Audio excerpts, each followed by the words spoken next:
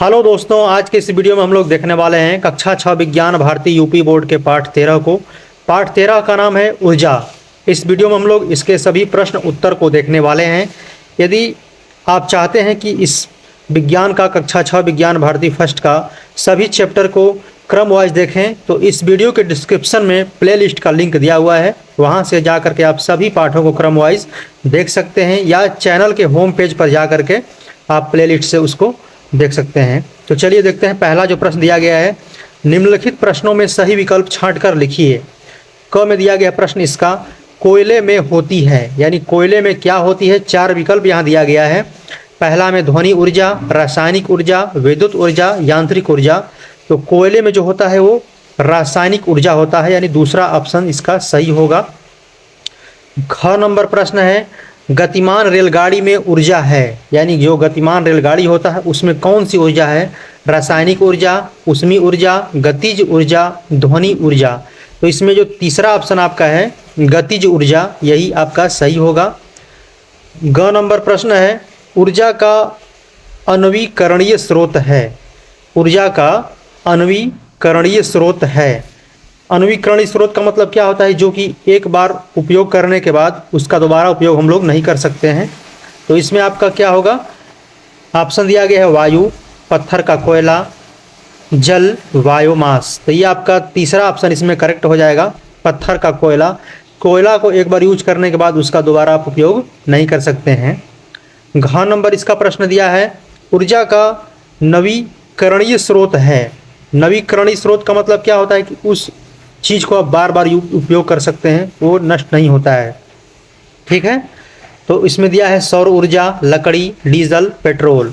तो ये नवीकरणीय स्रोत क्या होगा, इसका पहला ऑप्शन सही होगा, सौर ऊर्जा। और बाकी जो आपका है एक बार यूज करने के बाद इसको दोबारा उपयोग नहीं कर सकते हैं, जैसे कि लकड़ी को जला देंगे राख बन जाएगा, डीजल चला देंगे ख़त्म हो जाएगा, पेट्रोल गाड़ी चला देंगे ख़त्म हो जाएगा।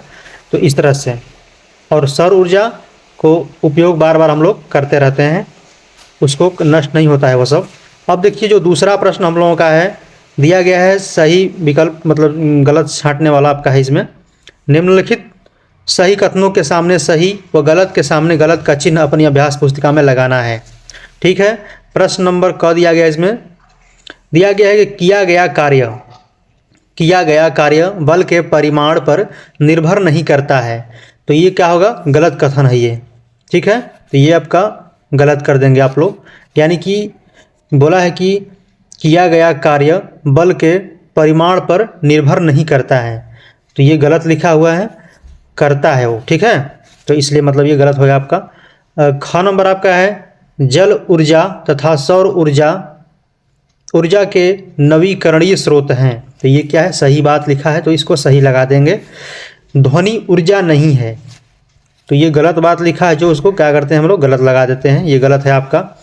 घ नंबर है, कार्य करने के लिए ऊर्जा आवश्यक है। तो ये सही बात है, जो सही होता है उसको सही लगाएंगे, जो गलत होता है वो गलत लगा देते हैं। ठीक है, अगला आपका है तीसरा प्रश्न, निम्नलिखित वाक्यों में रिक्त स्थान अपनी अभ्यास पुस्तिका में भरिए। यानी खाली स्थान आपके बुक में दिया हुआ है, उसमें से भरना है आप लोगों को।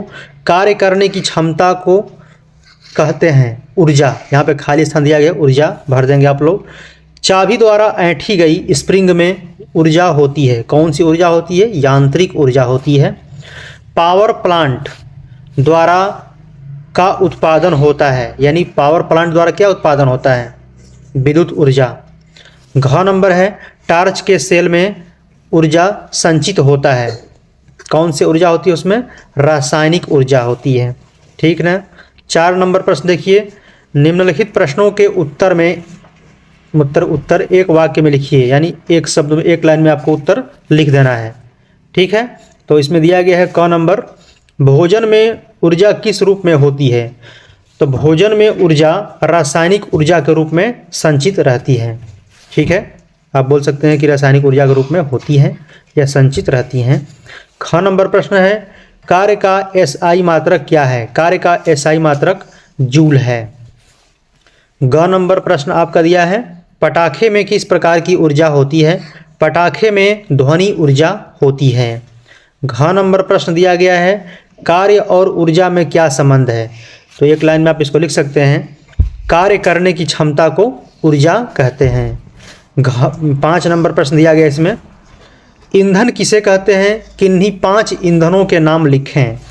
यानी कि ईंधन किसे कहते हैं, तो आप इसको ईंधन हेडिंग बना सकते हैं और लिख सकते हैं कि ईंधन वे पदार्थ हैं जिनको जलाने से ऊर्जा प्राप्त होती है, जैसे लकड़ी, कोयला, मिट्टी का तेल, डीजल, पेट्रोल।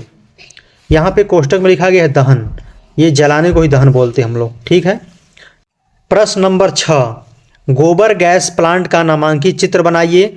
इस प्लांट द्वारा उत्पन्न बायोगैस का उपयोग कहाँ कहाँ कर सकते हैं। तो ये जो चित्र है आपके बुक में दिया गया है, वो किताब से ही आपका चित्र लिया है मैंने आपको समझाने की दृष्टि से। और इसको कैसे हम लोग समझते हैं, देखिए ये जो बायो टैंक होता है हम लोगों का, बायो गैस प्लांट, ठीक है। तो यहाँ पे क्या होता है कि ये जो टैंक लगा होता है, यहाँ पे टैंक में हम लोग गोबर डालते हैं, ठीक है, गोबर जो कि गाय भैंस का होता है। और यहाँ डालने के बाद ये पाइप के सहारे इसमें आता है, ये बनाया जाता है, एक बड़ा गड्ढा बनाया जाता है या ईंट की दीवार, इसको ईंट से दीवार से बना होता है, ये इसमें इकट्ठा होता रहता है और इसी में से जो गैस बनता है तो यहाँ पे आके इसमें जमा रहता है इस तरह से, ठीक है। और यहाँ पे जो पाइप देख रहे हैं, पाइप लगा हुआ है, ये पाइप के सहारे से हम लोग इसका जहाँ पे उपयोग करना होता है हम लोगों को, लाइट बारने में यानी प्रकाश उत्पन्न करने में या खाना बनाने में, तो यहाँ से होता है।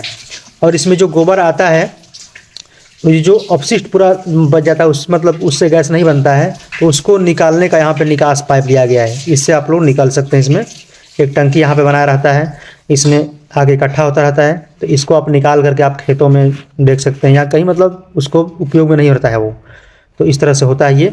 तो देखिए जो होता है बायोगैस मीथेन तथा कुछ अन्य गैसों का मिश्रण होती है।